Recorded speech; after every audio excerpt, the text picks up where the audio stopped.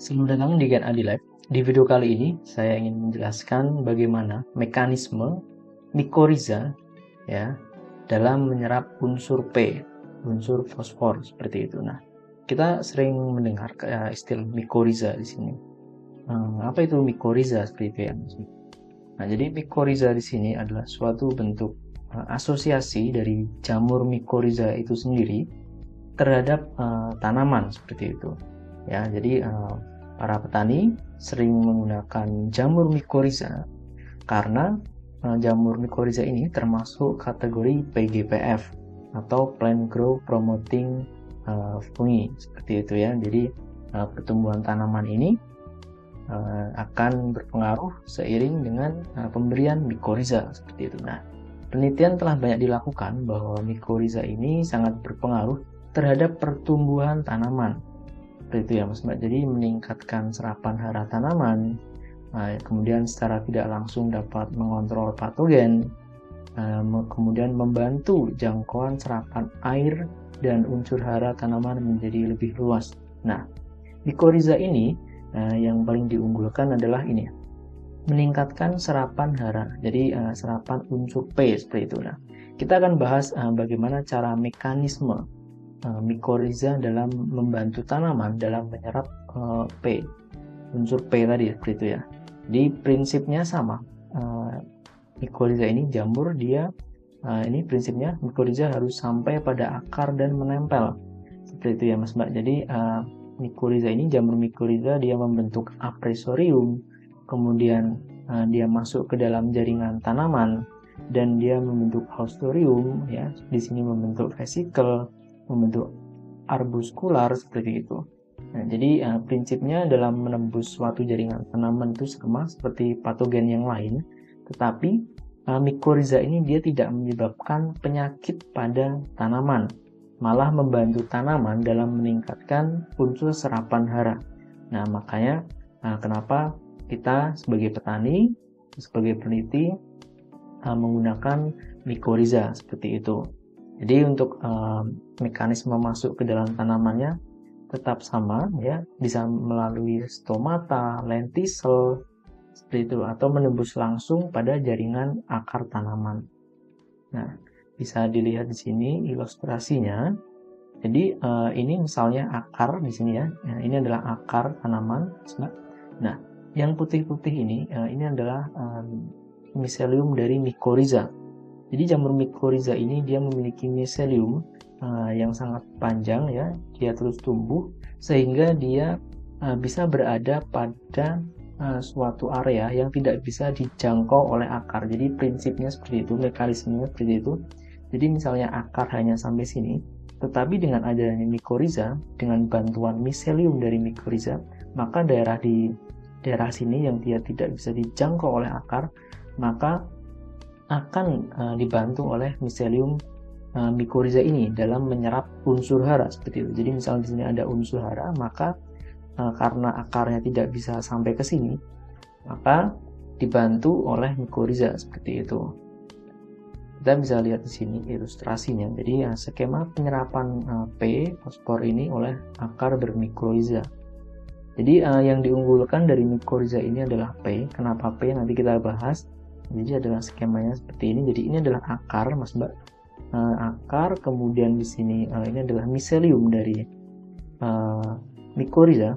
Ini akar, kemudian ini tanah. Nah, akarnya itu hanya sampai di sini. Nah, kemudian untuk menyerap zona sini, mikoriza membantu dalam penyerapan air, penyerapan unsur P, dan penyerapan yang lain. Seperti itu ya. Jadi dia menambah panjang seperti itu. Dia menambah area yang cukup luas sehingga tanaman bisa mendapatkan nutrisi yang lebih banyak lagi seperti itu. Nah, oke, kita bahas mekanismenya. Jadi kenapa mikoriza ini penting, sangat penting untuk membantu pertumbuhan tanaman. Ya, jadi mikoriza ini sebagai agensi hayati yang bisa Bapak Ibu gunakan untuk membantu pertumbuhan tanaman. Mekanismenya seperti ini, Bapak Ibu. Jadi ini adalah tanaman, ini adalah akar tanaman. Kemudian ini adalah mikoriza, misalnya ini mikoriza. Nah, mikoriza ini dia menempel pada akar tanaman. Nah, setelah menempel akar tanaman, tadi dia masuk, jadi miseliumnya dia menembus pada jaringan tanaman. Nah, menembus jaringan tanaman ini dia berada pada jaringan tanaman seperti itu ya. Jadi kemudian Mycorrhiza ini dia mempunyai miselium. Nah, di tanaman, di suatu tanah itu terdapat senyawa pitat. Sini ya, Bapak Ibu. Nah, senyawa pitat ini dia yang menyediakan unsur P. Senyawa pitat ini dia tidak bisa langsung diserap oleh tanaman. Nah, makanya Mycorrhiza ini membantu menyerap dalam menghancurkan, mendegradasi unsur pitat ini menjadi senyawa P.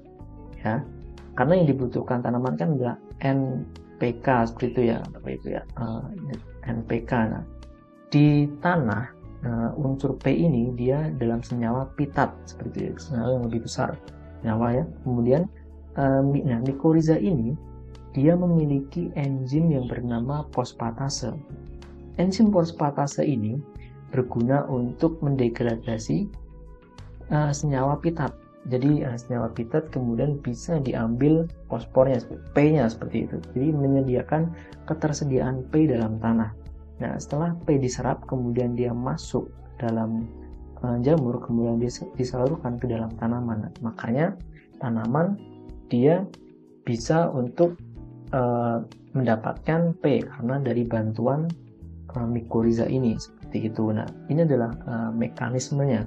Mekanisme Mycorrhiza dalam membantu penyerapan P pada tanah seperti itu ya. Nah, P ini kan digunakan untuk tanaman ya, nanti untuk pembentukan dari DNA ya. Kalau DNA kan seperti ini, ada adenin, kemudian ada timin, guanin, sitosin, dan seperti itu. Nah, P ini berperan di sini dalam pembentukan suatu jaringan baru tanaman. Nah, bagaimana kita ketahui bahwa P digunakan untuk fosfor seperti ya, pembuahan seperti itu, membentuk suatu pembuahan seperti itu. Nah, ini adalah salah satunya kenapa Mycorrhiza digunakan sebagai membantu agensi hayati dalam pertumbuhan tanaman. Contohnya, ini adalah penelitian yang saya lakukan. Jadi di sini bisa dilihat tadi ya. Jadi Mycorrhiza ini dia selain menempel, kemudian dia juga berada pada akaran seperti itu. Ini saya ambil dari perakaran cengkeh.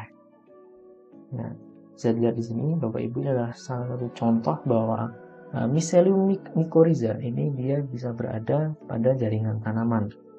Jadi dia harus seperti itu. Kemudian ini adalah sporanya, spora dari Mycorrhiza, salah satu spora. Untuk aplikasinya sedikit, cara aplikasinya sangat mudah Bapak Ibu.